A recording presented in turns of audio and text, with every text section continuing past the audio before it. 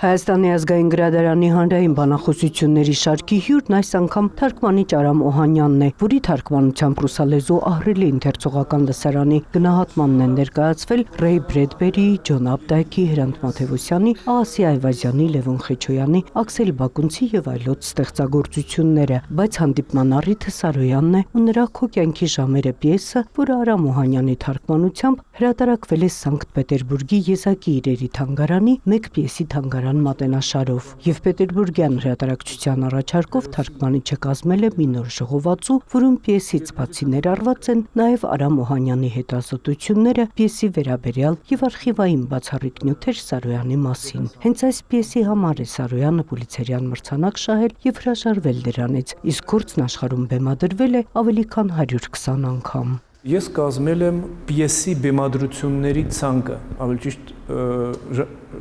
ժամանակագրությունը։ Սկսած 1939 թվականից, երբ որ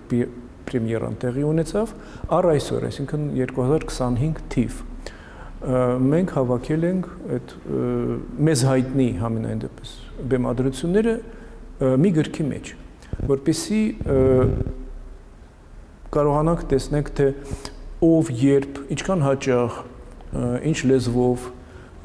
բեմադրել է այդ պիեսը։ Պիեսի վերնագիրը տարբեր թարգմանություններում տարբեր մեկնաբանություններ է ունեցել։ Ձեր կյանքի ժամանակը, ձեր կյանքի ժամերը կամ օրինակ ձեր կյանքի ճանապարհը։ Արամ Օհանյանն ընտրել է ձեր կյանքի տարիները տարբերակը եւ փաստում է, բոլոր տարբերակները գոյության իրավունք ունեն։ Խորհրդային տարիներին պիեսը ռուսերեն հրատարակվել էր 1966-ին Յան Բերեզնիցկու թարգմանությամբ, բայց ժամանակի հետ նոր թարգմանության անհրաժեշտություն էր առաջացել։ Թարգմանիչն ընդգծում է Սարոյանին միշտ են սիրել Ռուսաստանում եւ հիմա հետաքրքրությունը նրա հանդեպ բնավ չի նվազել։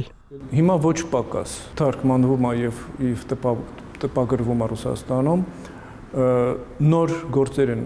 ինչ որ հայթայթվում, որոնք նախկինում չէին թարգմանվել, դրանք են ավելանում եւ օրինակ Պետերբուրգի ազբուկա կլասիկա հրատարակչությունը վերջերս տպագրեց համարյա 1000 էջանոց Սարոյանի հատոր եւ դա դեռ երևի կեսն է այն գործերի, որը ընդհանրապես Սարոյանից թարգմանում են եւ տպում են։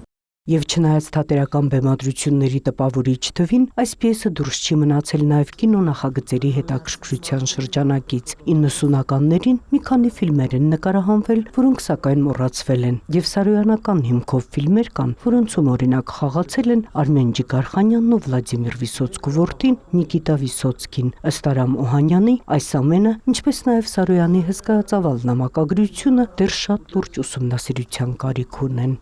Նոնե Ալեքսանյան, Ռոմիկ Խաչատրյան, լուրեր։